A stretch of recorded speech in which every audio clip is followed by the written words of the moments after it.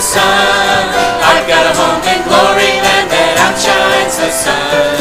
I've got a home in glory land that outshines the sun. Way beyond the blue. Do Lord, oh do Lord, oh do remember me. Do Lord, oh do Lord, oh do remember me. Do Lord, oh do Lord, oh do remember me. Way beyond the blue.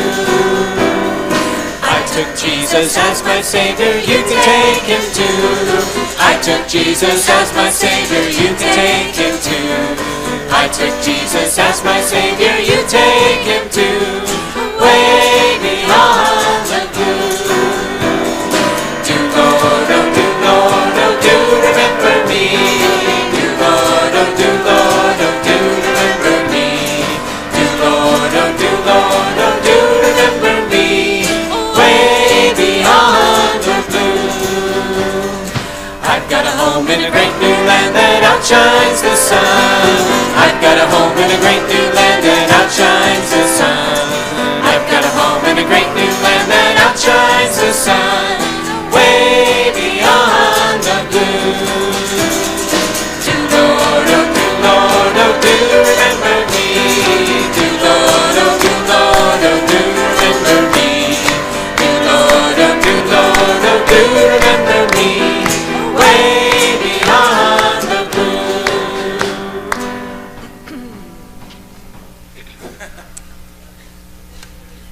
Yeah. Who knows? And the next one isn't in the hymnal either. I sold you a bill of goods on that. The river is here. We know it.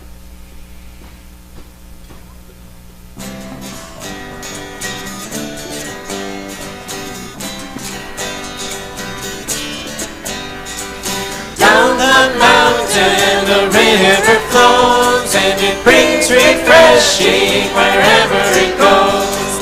Through the valleys and over the fields, the river is rushing and the river is here.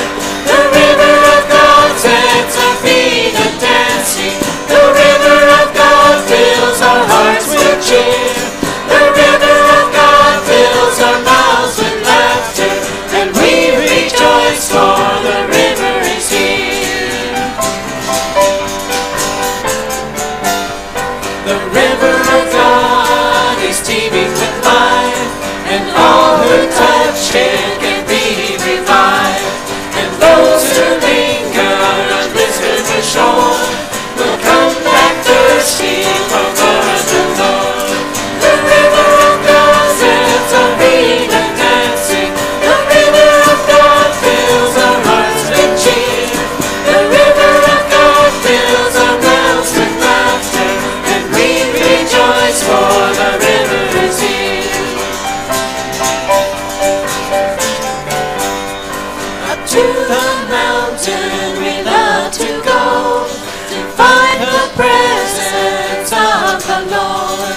Along the banks of the river we run, we dance with laughter and praising the sun. The river of God sets our feet a dancing. The river of God fills our hearts with cheer. The river of God fills our mouths with laughter, and we rejoice for the river is here.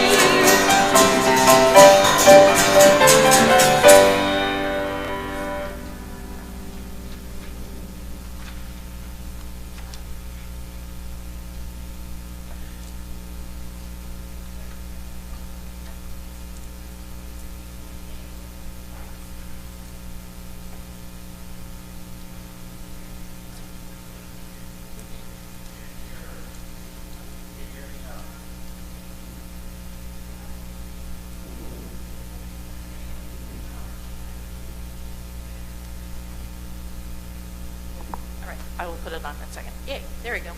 Phew. Well, really good to be home. I last week was at Worship in the Park, which was my first time there, so that was kind of an interesting experience. And then this week I spent a few days over at Lincoln City where it was foggy and chilly. Imagine. It felt kind of good. So good to be home. I do have a meeting this week in San Diego, but I'll be here next Sunday. But Jill is the person preaching, so that'll be fun. So this morning, as we worship together, just wanted to remind you that we do have these little blue cards in the pew pocket in front of you. If you would just fill one out, so we know that you were here, and also it gives you an opportunity to inform us of important things like prayer requests or change of address or concerns. So that would be great if you would do that. And then a little later in the service, we'll pass them toward the center aisle.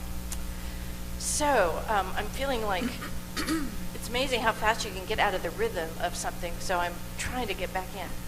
It'll come.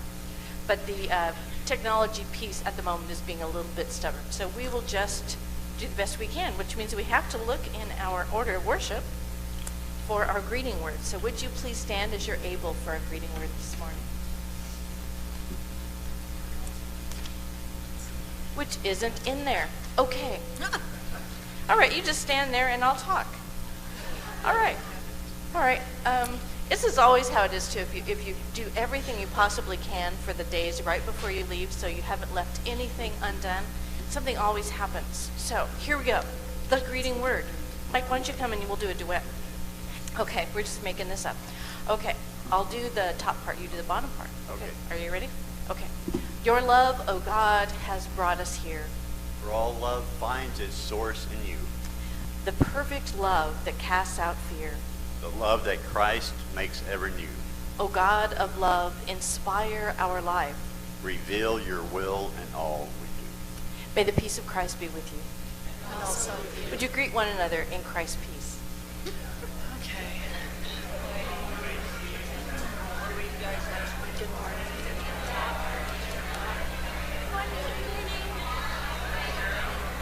I gotta go find my son real quick. I saw him. He's here somewhere.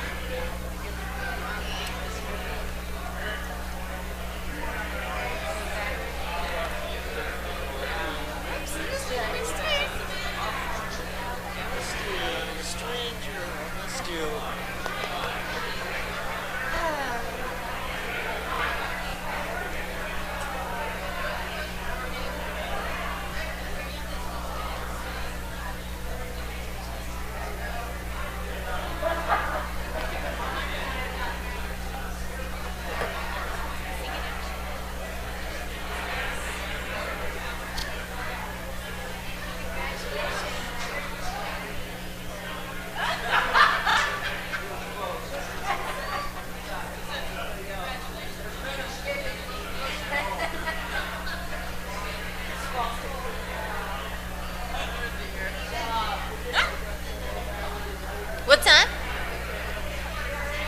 Oh, was it really? Oh, yeah.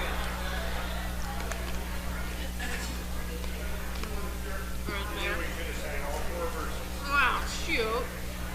Oh well. So in the green books right here is hymn number 3152. It's called Welcome. In this green book, Worship and Song. I think there's only one. There we go. Let's sing together. All right. This one is in the Worship and Song, the little green book, 3152. Let's walk together for a while and ask where we begin to build a world where love can grow and hope can enter in, to be the hands of healing and to plant the seeds of peace, singing welcome, welcome to this place. You're invited to come and know God's grace. All are welcome, the love of God to share, 'cause all of us are welcome here. All are welcome in this place. Let's talk together of a time when we will share a feast pride and power kneel to serve the lonely and the least.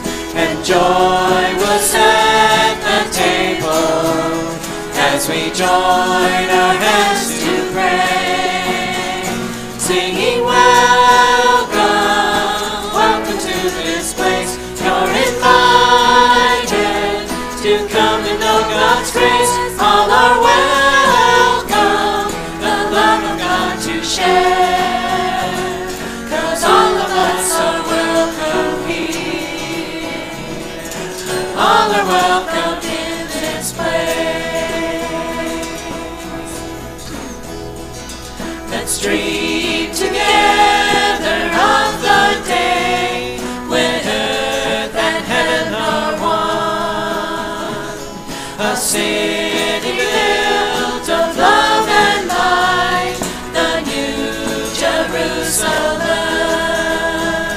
where our morning turns to dancing, every creature lifts its voice, crying welcome, welcome to this place. You're invited to come and know God's grace. All are welcome, the love of God to share, 'cause all of us are welcome here. All are welcome in this place.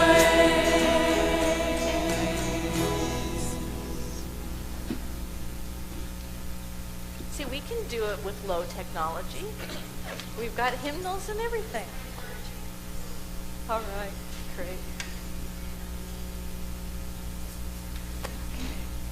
This morning, as we worship together, let's just take a few moments of centering, of being present with one another and with God, and recognizing the Christ in each one here. Let us pray together.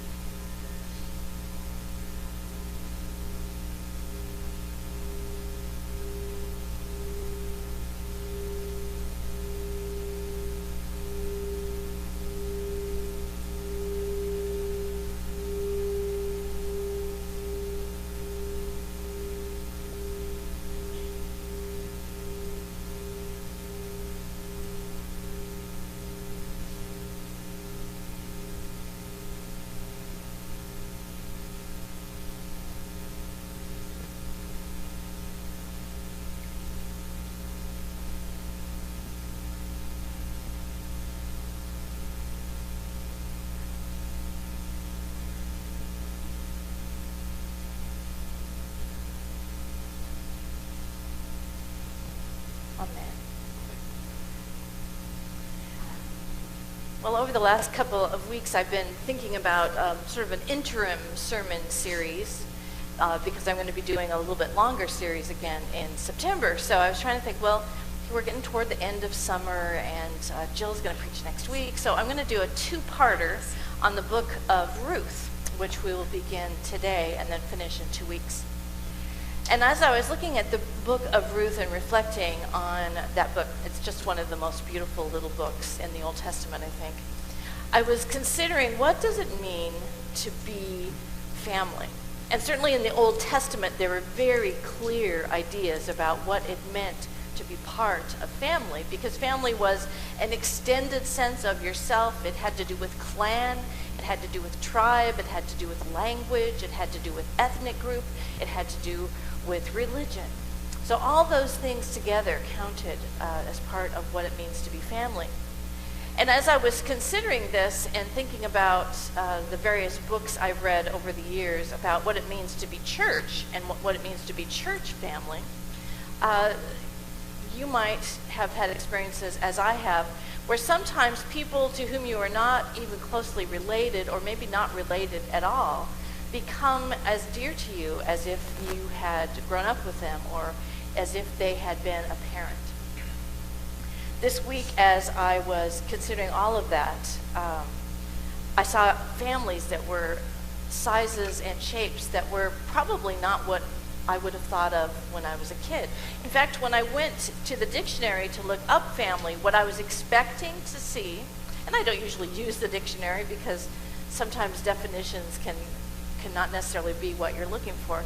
But in this case, as I looked up this dictionary that's probably been updated every 5 years for forever, the definition of family that I expected to see, that of being a biological connection of parents with children, that definition didn't even come into play until definition number 4.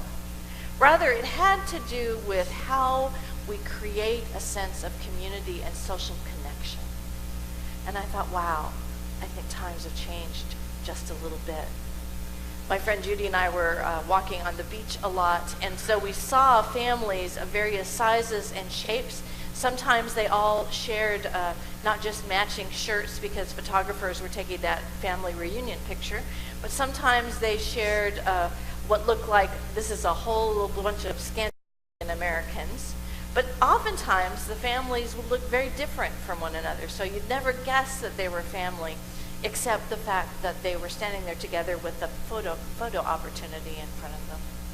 I saw in the mall yesterday with my daughter-in-law a couple of very adorable men with this little princess little girl that they were carrying who looked like she was the most beloved child in the world, and they were 2 dads.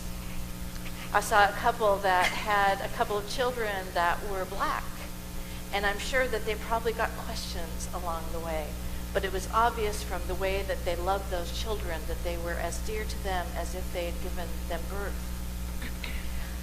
All of us experience family in a variety of ways. For me, the sense of what it means to be family probably began to come into focus when I found my way into a church when I was about 9 years old. I'd been invited to Sunday school. It was an invitation that I took because I had a really major crush on the new pastor's kid. But it didn't take me long to realize that this place with people who were all strangers to me would become a family that would always be there for me no matter what. Even when we grew apart theologically or in terms of what I wanted to do with the rest of my life, they were part of a family that has continued to nurture and nourish me all of my life because of the sense that we have that we are all beloved children of God. So today, as we look at the story of Ruth, we're going to take a look at what does it mean to be family.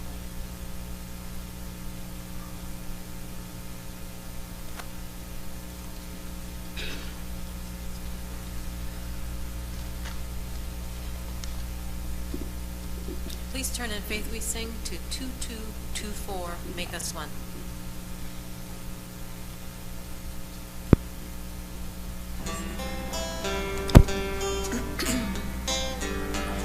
Make us one, Lord, make us one. Holy Spirit, make us one. Let your love flow so the world will know we are one in you. Make us one, Lord, make us one. Holy Spirit, make us one.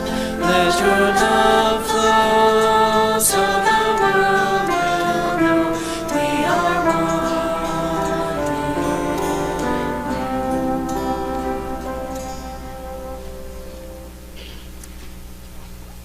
So this morning, as we come into prayer together, we want to keep in prayer again all of those who were fighting fires, especially those all over the West. We do keep in prayer those people who are affected by the, I don't know what to call this, but a stealing of a plane in SeaTac that was flying all over the Seattle area until it crashed into a fairly least populated place. So we're very thankful for that. But there are times when we just feel extremely vulnerable, and I know that all of the people at SeaTac Airport and the staff there and the people at Alaska Air were all very humbled by how easy it is for someone bent on harm to do the things that are horrific. Among our concerns today is Brenda Vigil. She was diagnosed with breast cancer.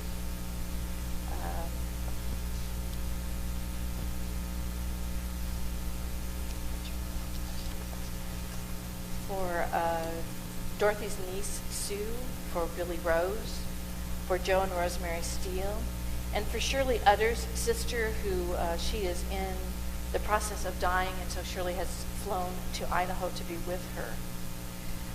For those who have been forgotten. Are there other concerns or joys that we can share this day?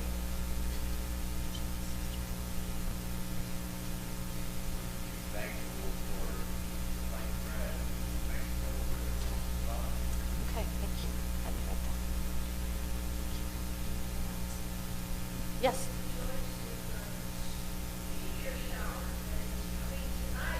Okay. Okay.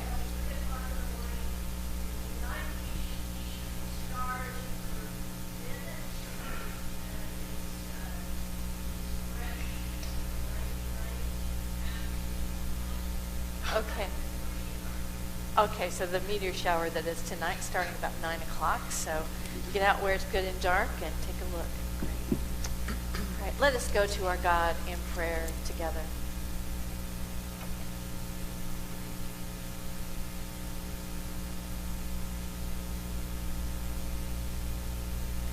We are humbled, O God, by the ways in which life can change so quickly. That there can be a time of dismay and hardship that suddenly turns the corner to brightness and light.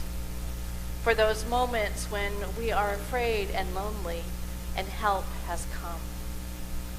For those people, O God, who dedicate their lives to protecting us in all the many ways that they protect us. Those who are given the call to work with us when we are ill. For those who stay with us as friends and as colleagues when times are hard. For those people, oh God, who continue to try to be the best persons they can in the world and all the obstacles that they face, that we might be listeners and mentors and offer strength and help. We give you thanks that we can gather in this place and remember that you are a God of love. And that no matter how many obstacles there are sometimes to that love, that your love never ends. That when we become afraid because it seems as if the left and the right and the high and the low and the rich and the poor are becoming farther distant from one another, that you, O God, invite us to peace and mercy and courage and grace.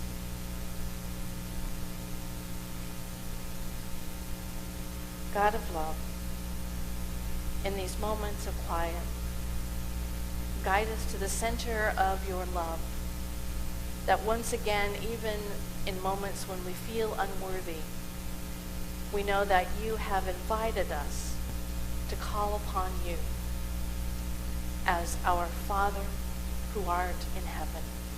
Hallowed be thy name.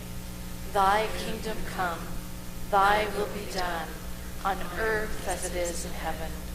Give us this day our daily bread, and forgive us our trespasses, as we forgive those who trespass against us. And lead us not into temptation, but deliver us from evil. For thine is the kingdom, the power, and the glory forever. Amen. Faith We Sing, number 2193.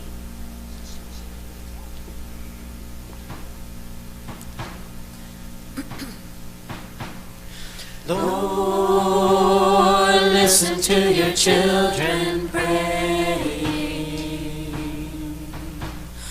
Lord, send your Spirit in this place.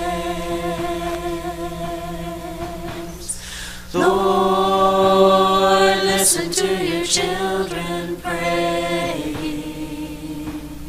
Send us love, send us power, send us grace.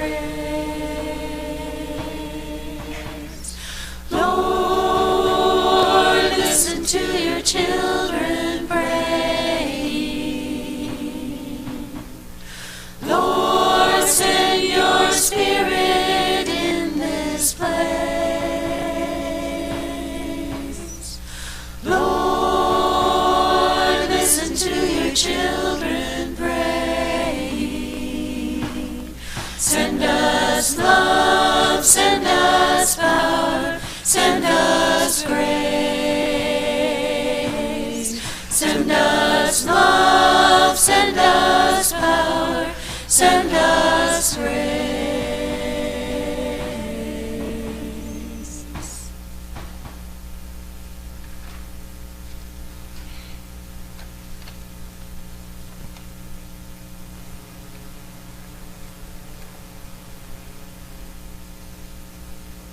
Good morning.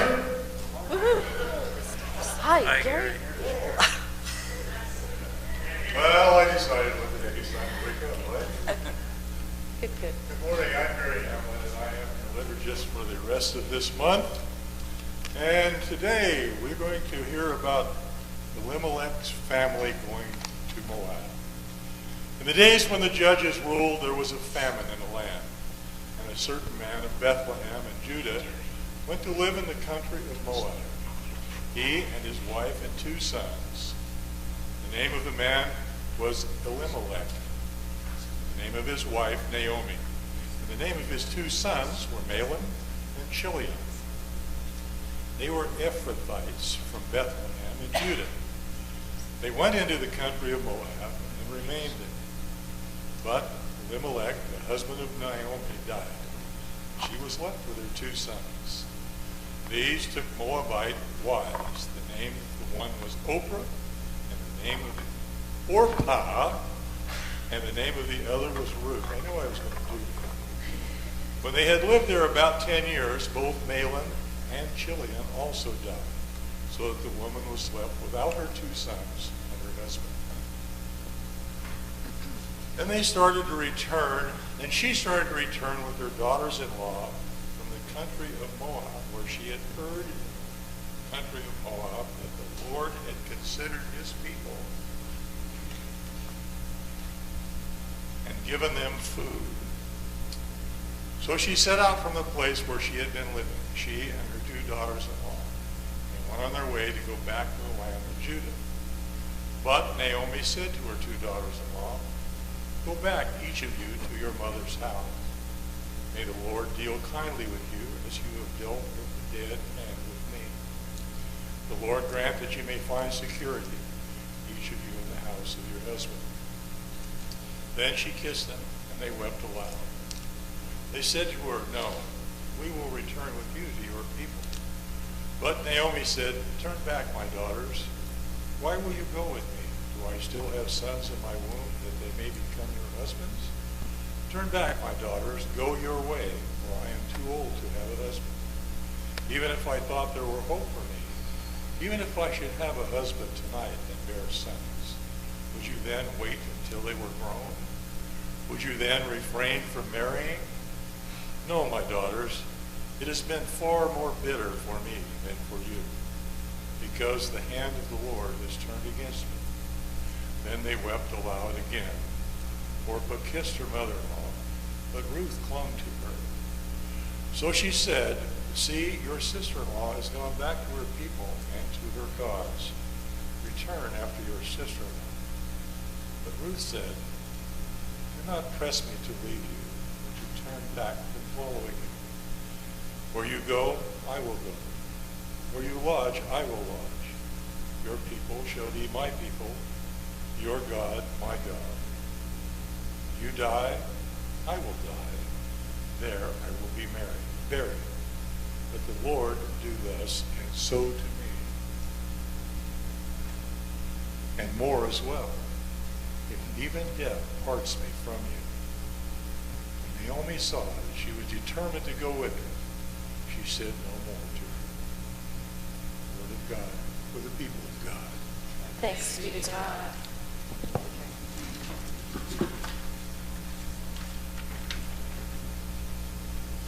May the words of my mouth and the meditations of our hearts be acceptable in your sight, O God, our rock and our Redeemer. Oh, look there, we have technology again. Okay, awesome. So I have a bit of biblical trivia for you before we start today, and that is that name of the other daughter-in-law who was named Orpha. And this is total trivia, and I don't know why my mind remembers these things, because that's just how it works. But here's the deal. Did you know that Oprah's mother meant to name her Orpha and spelled it wrong? There you go. You'll probably never forget that now, because, anyway, so I will probably now call her the wrong thing. But anyway. So this is a story that is in the what's called the writings of the Old Testament. In the text, which is called the Hebrew Bible, they divide their Old Testament scripture into three parts. One is the Torah, which is the first 5 books of the Bible: Genesis, Exodus, Leviticus, Numbers, Deuteronomy. And then there are the prophets, which are the ones that have the names of the prophets. They're usually toward the back of the book. And then there's many things that they have under the title of writings. Ruth, the book, is one of those texts that's part of what are called the writings. And they have different purposes depending upon their style, their genre.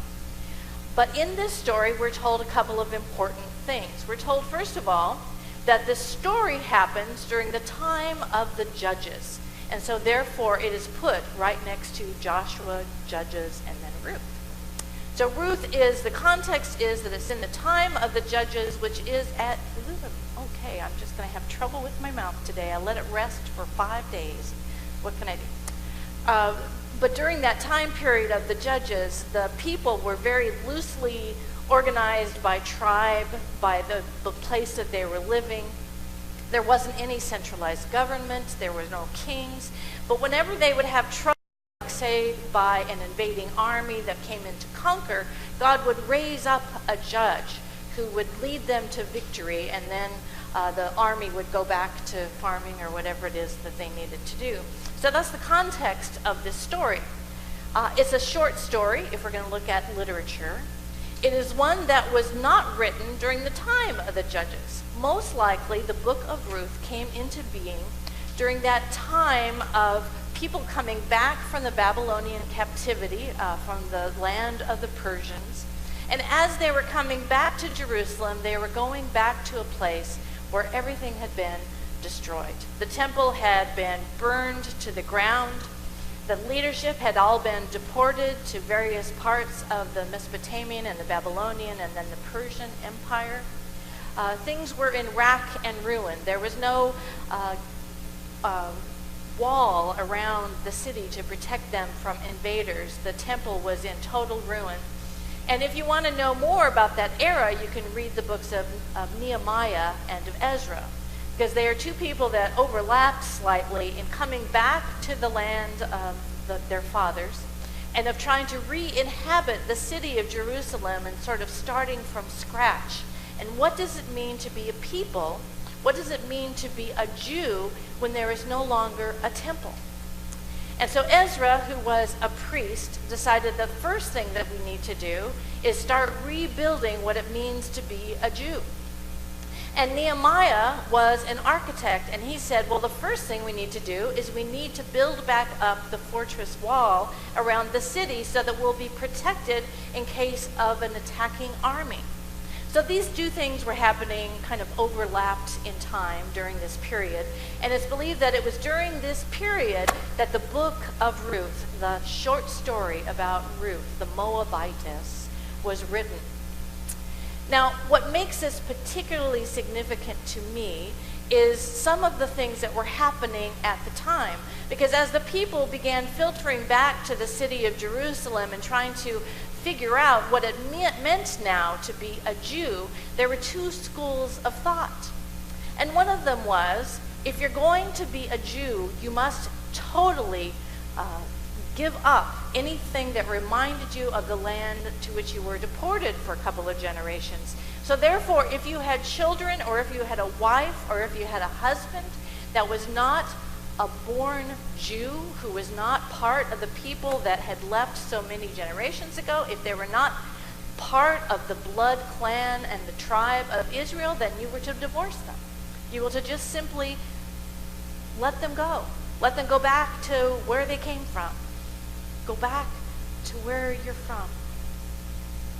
And on the other hand, there was some people who were saying, no, we can be a new Jewish people, a people that have had these experiences, a people that have gone and suffered and know what it is like to be without a land and without a people and without even the knowledge that our God was in this place.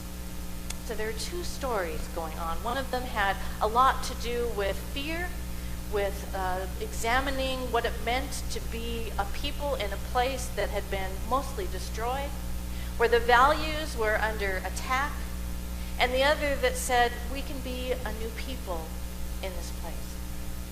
So the book of Ruth is a story about a family who is headed up by Elimelech, and there's a lot that we know about this story. We know the names of the main characters. We know that Elimelech was someone who was from the tribe of Ephraim, and that he decided when there was a great famine in the land that he would go to where he heard that there was enough and that they could make a living in the land of Moab. And if you really want to turn Bible scholar hat on, Moab was one of the sons of Lot, who was the nephew of Abraham. So I'm just going to pull all of these stories together. So when they went to Moab, the sons Chilion and Mahlon took wives among the Moabites. Now later generations, as they looked at the book of Ruth, as they looked at this story, they weren't totally satisfied with some of the details that were in the story, because at the end of the story, we're going to discover that Ruth was one of the progenitors of King David. And in the book of Matthew, we realize that Ruth and Boaz were the progenitors not just of David, but of Jesus. And so if you look at that story from an aspect of somewhere after the people of Israel had kind of become into their own again, when the second temple had been built, and where they were trying to identify themselves strongly as a people of royal blood, you can see where some of the scholars later on wanted to tweak the story just a little bit. And this, when they tweak stories, or when they try to fill in the gaps of a story, there's a technique that we use in biblical scholars called midrash. And some of that midrash was written down, and there were two things that they added to the story hundreds of years later that I couldn't find anywhere in this story. And so I know that they were added later because some of the later people that looked back on this story that was so vital to what it meant to be a son of David, or then the son of Israel, one of the things that was really important to them is, if you've got mixed marriage, it better be a dang good one. And so they made Ruth into a princess of Moab. She wasn't just a woman of Moab, she was a princess. She herself was of royal blood. And Elimelech was a man of great property, but he had earned the wrath of God. Now this isn't in the Bible, so I'm just telling you the extra details that were added later. Elimelech displeased God, according to some scholars, because he was quite wealthy, and when the famine came, he did not want to share his wealth with the community, which would have been the natural and righteous thing to do. So he ran away with his wife and two sons, and because of his behavior, God punished them by first killing Elimelech and then the two sons. So it's interesting how this story that is so powerful in the canon of Jewish literature, that it is read during the Feast of Shavuot. And the Feast of Shavuot is when they celebrate God giving the Torah to Moses. So this story is not just, it's a really great little short story that you can read in half an hour at home. It's not just a story that talks about the expansiveness of love and the possibilities of looking past the obvious, but it's a story that shaped who the Jewish people believed themselves to be for generations and generations and generations. And so now the story. We have Ruth, who has been married to Elimelech, and they have gone to the land of Moab, and they didn't want to send like Abram did. They didn't want to send back to the clan and bring out wives for their husbands from their clan, and so they married the local women, Orpah and Ruth. And I wish now that this little short story would give us some fill in the blank about the character of Ruth and of Orpah and of Naomi. I would really like to know, what was their life like together? Was she a great mother-in-law? Was she gracious and generous and unselfish? Was she someone who gave them guidance? Or was she someone who was very difficult to live with? We don't know. We hope that she was someone who was loving and gracious, but there's nothing in this story that really tells us about her. But what we do know is that when her husband and both of her sons died, she immediately thought that God was punishing her. And she didn't see any hope for her life as a helpless widow in a land that she didn't know anyone except for these two women to whom she was related only by marriage. And so she decides, and every time I read this story, I think about the decisions that we make as women or men at a certain age, where we say, well, you know, my spouse has passed away, my kids are gone, I'm going to go back to the place that used to be home. And that happens a lot now, doesn't it? We try to decide, do we follow the kids to wherever they went, or are they going to be so busy that we don't get to see them anyway? Now, I know that some of you have this story. Are we going to go and stay with our dear friends who maybe might not really be connected with us anymore? It's a hard part of our life, is deciding what to do when those big transitions in our life happen. What to do when we retire, what to do when a spouse dies, what to do when our children have moved far away. But for Naomi, the obvious choice was to go back to the village in which she had grown up. To go back to Bethlehem. This should be a little ding, ding, ding, ding, ding, because it's a foreshadowing of later events. Go back to Bethlehem because the family still owned some property there. And if nobody really received her well, at least she would die in the home of her birth. She would know the landmarks. She would know where the rivers were, those places where she used to go gather water, those places where she raised her boys to run and to play and become young men. So she decided that's what she would do, and there is a tradition in the ancient Near East that as you have guests that are departing for back home, that you would walk part way with them before you say your goodbyes. So we don't know if that was what Orpah and Ruth were doing, that they were going to walk her part way and then wave farewell to her. As she said to them, go back to your mother's houses. I don't have any opportunities to give you any more husbands. And there was a part in Leviticus of Levitical law that said that if a woman was widowed and didn't have any children, that she should marry someone in the family in order that that line of inheritance would continue. And so Naomi in this moment is saying, even if I started today, there wouldn't be enough time for me to raise children up, sons up, so that they could marry you and provide me with grandchildren. So I'm just going to go home. You all stay where you know the people. You know, you've been part of our family for these years, and I'm grateful, but just go back to your homes, and maybe you can find a life for yourselves. Maybe you can find a husband. Maybe you can be a second wife.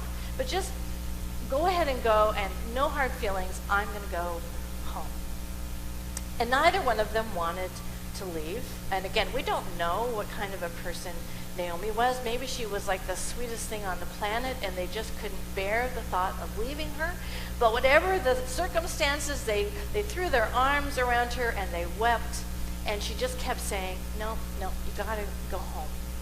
And so finally Orpah leaves her to go back home. But Ruth says, no, I'm not going to do it. Because wherever it is that you're going, I'm going too. And I don't care if I don't know another living soul besides you. I'm going to go where you go. I'm going to eat the things you eat. I'm going to worship that God of yours you're always talking about. I'm going to go with you, and may God be my witness. And she actually says Elohim and Adonai, which were the words in that time for the God of Israel. Even if God were to not even bless me, may he curse me where I stand if I try to leave you. It's one of the most beautiful passages in the Old Testament, and back a number of years ago, I can remember a lot of weddings would use this passage, because the poetic value of saying, where you go, I will go, and your people will be my people, and your God will be my God, are words that are just amazing. Do not press me to leave you or to turn back from following you. Where you go, I will go. Where you lodge, I will lodge. Your people shall be my people, and your God my God. Where you die, I will die, and there I will be buried. And may the Lord do thus and so to me, and more as well, if even death parts me from you. Amazing, amazing moment. And so they go on until they get to Bethlehem, the land of at least Naomi's birth, and the women of the village see Naomi coming back, and they rush at her and say, we never thought we'd ever see you again. Naomi, it is so good to have you home. And she says, don't call me Naomi, because the word Naomi in that language meant pleasant. Call me instead Mara, which means bitter. As far as Naomi intended for her life to be, she had come here to die. She had come back so she could be in her place of her roots, so she could maybe have some fond memories of the time before they left the land, but she had no hope for herself or even of Ruth. She became someone who had been so closed in her life that she saw absolutely no possibilities of ever being happy again. And most of us can totally understand a moment like that. There are moments in our lives when we think, I will never, ever be able to enjoy a summer sky. Everything is in shadows of gray. Food does not even taste good anymore. I am just going to wait out my time. And so they settle into the village, and Ruth does everything she can to take care of Naomi. Now, I'm not going to tell us the rest of the story yet. You probably already know it. Hints of romance, of happy endings. But what I want us to think about today is, what is the nature of family? A number of years ago, if I had looked up the word family, most of us would kid probably about a man, a woman, and 2.3 children, or whatever it was when I was growing up, the average family. We hear statistics, and have for a number of years, that 98% of the families in this nation are dysfunctional. And don't you just want to meet that 2%? Because I don't know if I want to congratulate them and say, what's wrong with you? We don't exactly know what it means to be family anymore. Because if it is somehow that man, woman, and 2 point whatever children, I don't know how they get the points in there, but if that's really what family is, we're broken. And yet when you look at people who really are the happiest in life, who are the most successful in the sense of making connections with the world, of thriving, of children who feel as if they live in a safe world, it doesn't look like the 2 people and the 2.2 children. What it looks like is community. What it looks like is children who have adults in their life, no matter what gender they are or whether or not they're related by blood, they have people in their lives that love them. They have people in their lives that do everything they can to keep them safe. They have people in their lives that know that they will be loved by no matter what happens in their life. In the United Methodist tradition, we call this baptism. It's that point in the service when I walk a small child around and introduce him or her and say, beloved child of God, this is your family. And it doesn't matter how far away you go or how much you might forget us, this will always be home. What is the wonderful quote about family are the people that have to take you back no matter what? That's family. Last week during the community worship, one of the men who was speaking started talking about the radical love of God. And I said, yes, preach it, brother, right up until we got to the end. Because at the end, there were circumstances under which you weren't allowed to be part of this family. There were lines drawn. There were doors that you couldn't open. There were lines that you couldn't cross. And as long as you stayed within the prescribed regions of safety and of love and of radicalness, as long as you didn't go outside the lines, then God would love you no matter what. But the kind of love of God and the kind of love of human being to human being in this story is one that should never have happened. Somebody who's from a foreign land, who doesn't just have one God, but has all these little household gods that they take wherever they go. It's somebody who didn't speak the language in the same way that Naomi spoke it, who didn't have the same kind of family structure, who did not have the same kind of faith, who did not have what it takes to be one of our people. And yet in this moment, who is it that God lifts up to say, let me show you what family looks like? It is the least likely person in the room. In this story, she goes on not just to make sure that they survive, but she goes on to make sure that Naomi has everything she might need to live out whatever years she has left as a widow, but also to help her reconnect with the community that she thought she had left forever.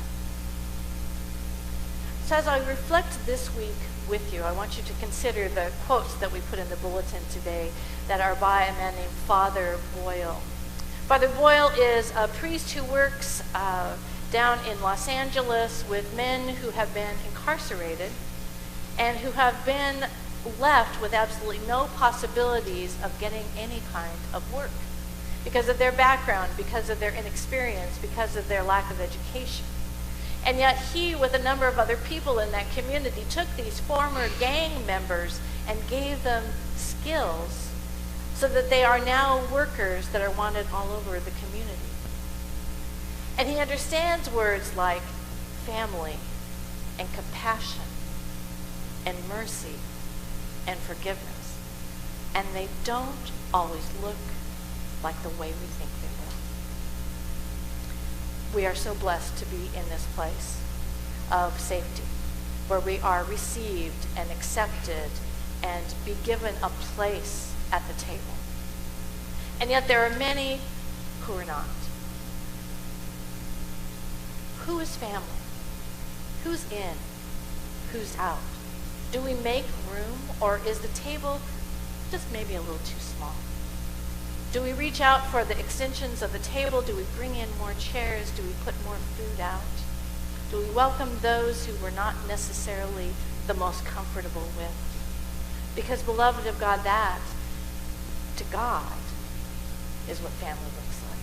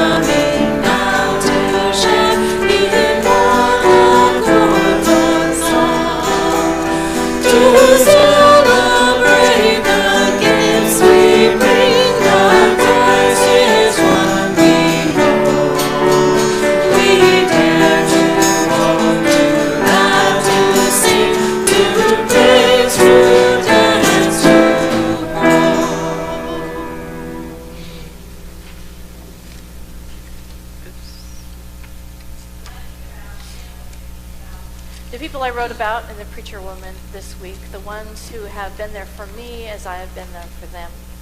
I think of people who embrace young children when they are not sure that they're beloved.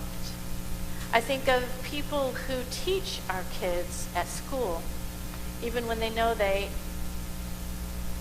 come to school in dirty clothes and probably haven't had breakfast. I think of the people, and all of you, who reach out to those who need to know that they are beloved of God, no matter what. And together we do things that we could not possibly imagine were possible.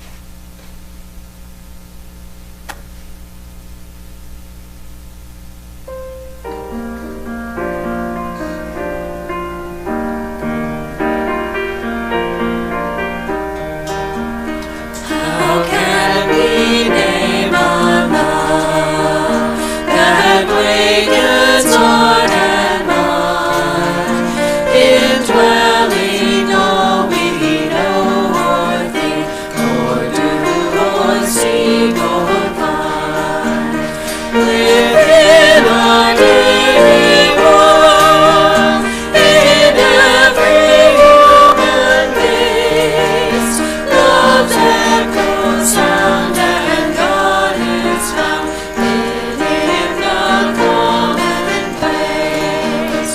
If we awoke to life, built on a rock of care, that has no great reward but food, assured was simply there, we can with heaven's hands describe and thus adore love unconfined, a father kind, a mother strong and sure.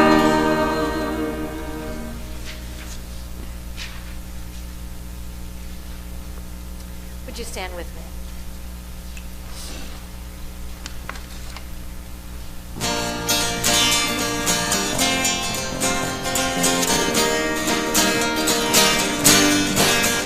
Give thanks with a grateful heart.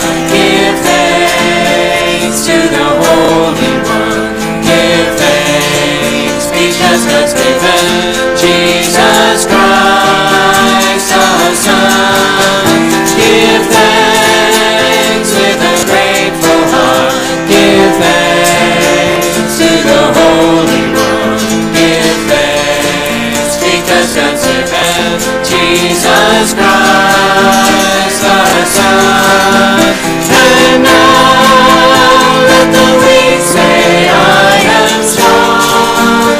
Let the poor say I am rich because of what the Lord has done for us. And now let the weak say I am strong. Let the poor say I am rich because of what the Lord has done for us. Give thanks. Give thanks. Give thanks. God, your love is more extravagant than we can possibly imagine. Forgive us in those moments when we hold things close, thinking there's not enough. When we descend into scarcity, thinking that there is only enough love, only enough power, only enough grace for a small handful. You, O God, are the one who guides us and leads us and encourages us along a path of extravagant generosity, of love that is radical, not because of loving some people more fully than others, but because your love has no walls. Grant us, O God, the privilege of giving all we are and all we are becoming to your service. Amen. Please be seated. So I thought I was covering all my bases really, really well last week before I left for a few days, but obviously there was many holes. One of them was we didn't intend to cancel Wednesday worship. That was a miscommunication. I am so sorry about that. But there will be worship on Wednesday. I wasn't going to blame you. Don't have to take credit. Okay. Anyway, worship on Wednesday will be this Wednesday, even though I will be in San Diego hoping to fill my brain with really helpful knowledge so I can come back and share it. Let's see. Also, there won't be any prayer group this week. We're going to wait a couple weeks till we get everybody back. Are there other announcements we need to make sure and make?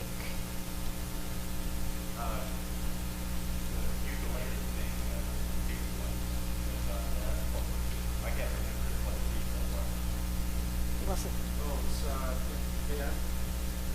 I don't know the date. But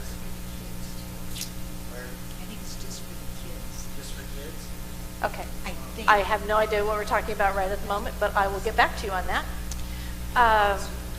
Any other particularly joys or whatever we can share this morning?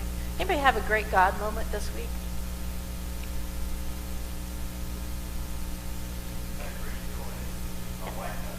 Your wife got home. Good. Were there clean sheets on the bed? Whoa, that's awesome. Great. Well, it is good to be back home. Yes?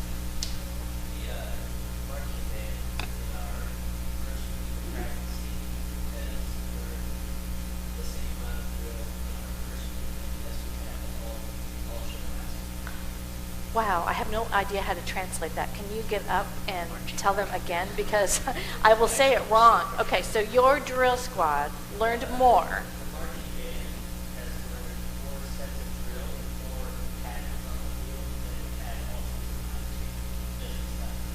Awesome, that's great.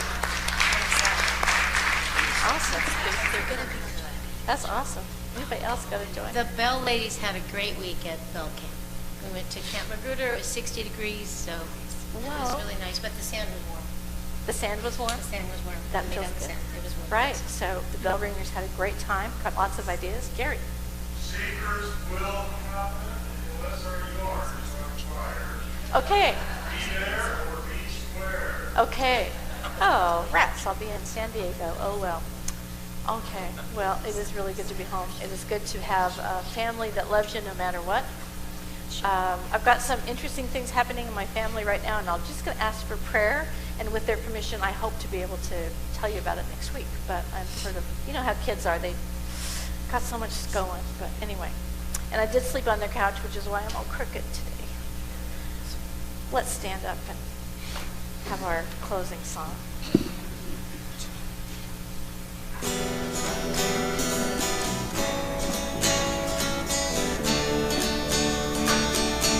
Shalom to you now. Shalom, my friends. May God's warm mercies bless you, my friends. In all your living and through your loving, Christ be your shalom. Christ be your shalom. Shalom to you now. Shalom, my friends. May God's warm mercies bless you, my friends. In all your living and through your loving, Christ be your shalom. Christ be your shalom. Christ be your shalom. Christ be your shalom. And now may God declare what we mean.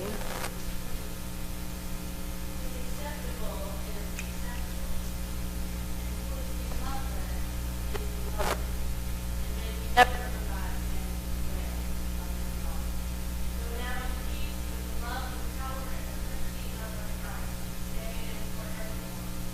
Amen.